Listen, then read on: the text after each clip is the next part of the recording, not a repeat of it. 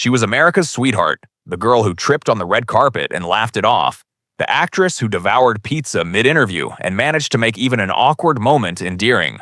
For more than a decade, Jennifer Lawrence had been the queen of relatable, the girl next door with an Oscar at 22 and a penchant for relatable gaffes. But sitting across from Joy Behar on The View, that charm was about to shatter, and the world was about to see a Jennifer no one was expecting. Not the sharp, self-deprecating wit we all know. This was raw, this was fiery, this was a Jennifer Lawrence holding on for dear life longer than any of us knew, and the studio audience was about to feel the fallout. Laughter died. Cameras rolled. And suddenly America was about to see what happens when you push the cool girl too far. Stay with us, because this confrontation was about to turn everything you knew about Hollywood's favorite every woman upside down. The humid studio audience buzzed with anticipation. Jennifer Lawrence had a reputation for electrifying television appearances, impromptu jokes, no-holds-barred admissions, moments that made hosts forget to breathe. At 34, she was one of Hollywood's most sought-after actresses, but also a pop culture phenomenon. Her quotes were viral, her presence commanding, and her authenticity, carefully crafted or not, kept fans coming back for more.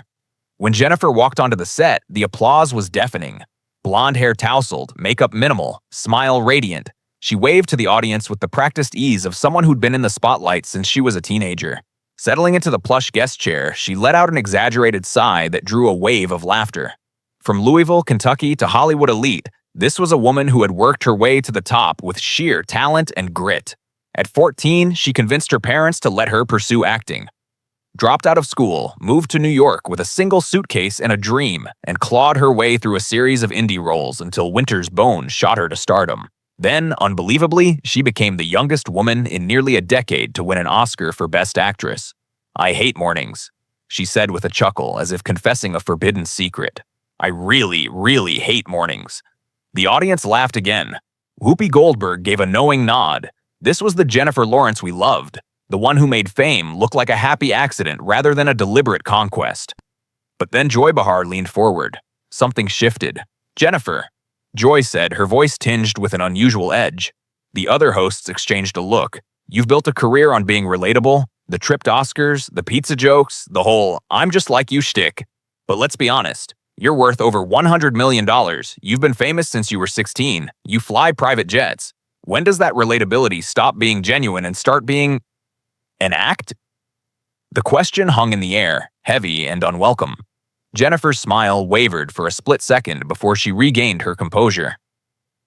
"I don't think it's an act," she said slowly, cautiously. "I'm just me. I've never pretended to be anything else."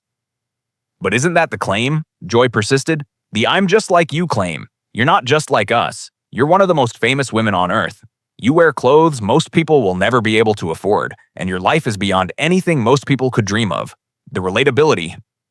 It feels like marketing." Jennifer paused, her voice losing its playful lilt. "So I'm supposed to lie? Pretend I'm not human? That I've never tripped, never eaten a burger, never been embarrassed?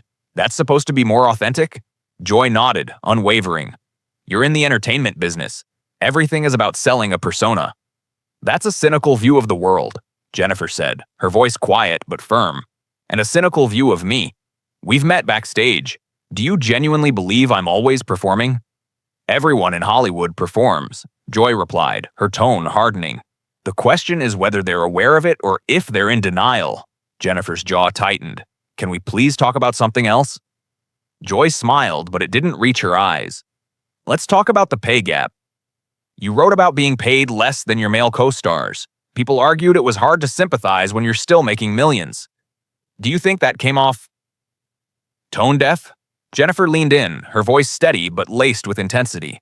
"It doesn't matter if you're making minimum wage or millions. If women are paid less for the exact same work, it's wrong. Period." Joy pressed on. "But you're not exactly struggling. Doesn't advocating from such a place of privilege dilute the message?" Jennifer's eyes flashed. "So because I'm successful, I'm not allowed to stand up for other women? Rich women are supposed to keep their mouths shut and be grateful?" The audience leaned in, a palpable tension building in the room. "Let me tell you about my comfortable place, Joy," Jennifer continued, her voice resonating with raw emotion. "When I was 23, my private, intimate photos were stolen from my phone and released online publicly, globally. I was violated. And the reaction? It's your fault. You shouldn't have taken those photos. You put yourself out there. As if my privacy was a sacrifice I made for being famous, for having a body, for being in a relationship. A hush fell over the studio. The smiles were gone. The masks were off. The girl America thought she knew had revealed a tempest beneath the surface. Her voice trembled, but it was not with fear, with pure fury. I called it a sex crime because that's what it was. I did not consent for my most intimate moments to be shared with the entire world. And instead of being treated with dignity, I was treated as a warning. This is what happens when you're careless. This is what you get for being famous. It was a public punishment for something I had not chosen to share. She took a deep breath, her gaze piercing. Do you know what that does to a person? To have your vulnerability paraded like a spectacle? To walk into every room and wonder if everyone there has already seen you naked? To question whether they're looking at you or at those stolen images? The studio was utterly silent. And I had to go back to work. I had to keep smiling. I had to keep being America's sweetheart, all while carrying that violation deep inside me every single day. She regained some composure, though the fire in her eyes burned bright. So when people talk about my comfortable place or my privilege, remember this. My body was turned into public property without my consent. I stood in boardrooms, probably, with men who had seen me completely naked and had to pretend it was normal. I was the victim of a sex crime, and half the world blamed me for it. Joy blinked, momentarily thrown. That's truly awful, and I'm so sorry that happened, but it's really not relevant to the pay gap discussion. It's relevant to everything, Jennifer snapped, cutting her off. It's relevant to how women are treated in this industry, how our bodies are commodified, how we're expected to be grateful for scraps and never show a hint of genuine emotion because we'll be labeled difficult, dramatic, or tone deaf. That's how the world dismisses women. Suddenly, Jennifer stood up, the energy radiating from her almost too much for the set. I've spent my entire career trying to be likable, to be the cool girl who doesn't take herself too seriously, to make everyone comfortable. And you know what I've learned?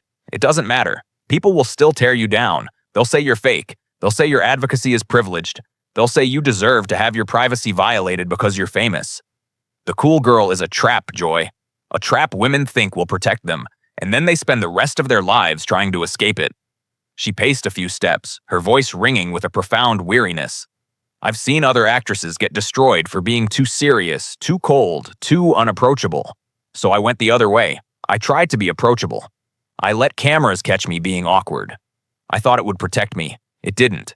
It just created a different set of expectations, one that was impossible to meet. Her voice softened, but the intensity remained. I'm tired. I'm tired of performing for people who have already decided they don't like me. I'm tired of being analyzed, deconstructed, reduced to think pieces about whether I'm genuine. I'm tired of justifying my existence to people who've never spent a single day in my shoes. Whoopi tried to interject. Jennifer, we all understand. Jennifer shook her head, a weary resolve in her eyes. Do you understand what it's like to have your most intimate moments stolen? To have millions of strangers dissect your body? To know that no matter what you accomplish, some people will always see those photos first, and the artist second? She wiped her eyes with the back of her hand, a gesture that was both vulnerable and defiant. I won an Oscar at 22. I've worked with the best directors in the world. I created characters that mattered. Katniss Everdeen inspired millions. The three-finger salute became a symbol of resistance. Girls were named after her. I gave everything I had to that role, 6 years, 4 films, my body, my health. And it gave me something more than fame. It made me part of something that mattered. Her gaze returned to Joy, a flicker of hurt mixed with disdain. But sure, she said, her voice sharp. Let's talk about whether my personality is an act. Let's question whether I can advocate for equal pay. Let's reduce everything I've ever done to branding and marketing. Go ahead. She straightened, gathering herself. I want to speak to the women watching, not to you, Joy, to you. Her tone shifted, becoming softer but still imbued with an undeniable power. You don't have to be perfect to matter. You don't have to be poor to fight for equality. You don't have to explain or apologize for who you are. And you absolutely don't have to let anyone reduce your entire life to whatever narrative suits their agenda. She began to walk toward the edge of the stage. Wait, Jennifer. Joy called out, her voice a little shaky. I wasn't trying to...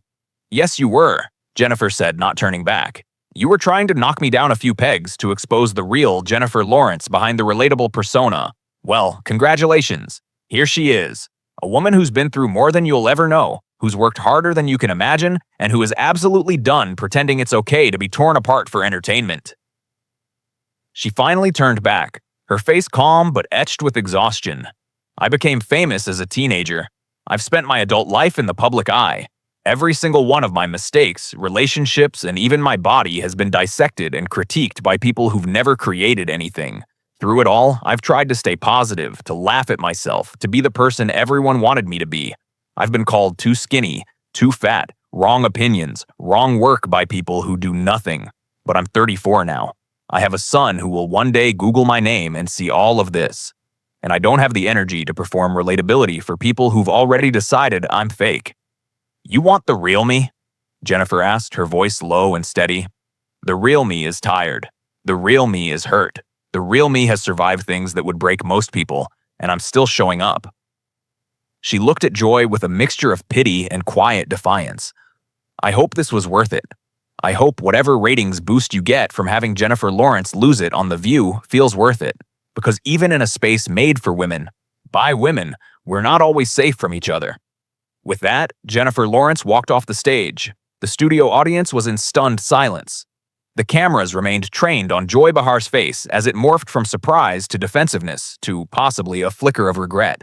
She had come prepared to dismantle a carefully constructed image, but instead she had inadvertently given Jennifer Lawrence the stage to do it herself, and with an overwhelming sense of power. Whoopi shook her head, her expression unreadable. Sarah put a hand to her chest, her eyes wide as if the emotional toll had taken her breath away. The audience remained motionless, the warmth and laughter of earlier moments now a distant memory. What started as a charming interview with Jennifer Lawrence had devolved into a cathartic explosion. It was the story of a woman who, for years, had carried a silent burden. The exhaustion of maintaining a facade, the frustration of constant scrutiny, and the profound pain of having her privacy violated and then being blamed for it. The fallout was immediate and seismic. Clips of the exchange went viral, shared by millions. Women worldwide began sharing their own stories of being told they were too privileged to complain, too successful to struggle, too famous to deserve privacy. Jennifer had sparked a global conversation about the unfair expectations placed on women, especially those in the public eye. Hashtag #StandWithJennifer trended for days. From Hollywood insiders to everyday women in offices and homes, stories of indignities endured, boundaries crossed, and the pressure to be grateful for scraps while silently suffering flooded the internet. Joy Behar faced weeks of relentless criticism, prompting debates about whether The View's penchant for tough questions had crossed a line and become a tool for tearing women down. A petition calling for an apology garnered hundreds of thousands of signatures. And Jennifer Lawrence? She did something she'd never done before. She went silent. No posts, no clarifications, no apology tour, just silence. She had said everything she needed to say. There was nothing left to prove. Some critics decried her reaction as dramatic, accusing her of not taking the heat. But for millions of people, it was clear. This was not a meltdown. This was a breakthrough. The mask had finally dropped. And behind it wasn't a fraud or a calculated persona. Behind it was a woman who had carried more than anyone realized and was finally, completely done pretending otherwise. This was the real Jennifer Lawrence, not the tripping, laughing, pizza-eating girl America had fallen in love with, but the woman underneath it all. Stronger than her public image, more complex than her brand, and finally, unequivocally, done performing for the world. What do you think about this unforgettable confrontation? Was Joy Behar out of line, or was she just doing her job? Drop your thoughts in the comments below and make sure to subscribe for more stories that will leave you absolutely speechless.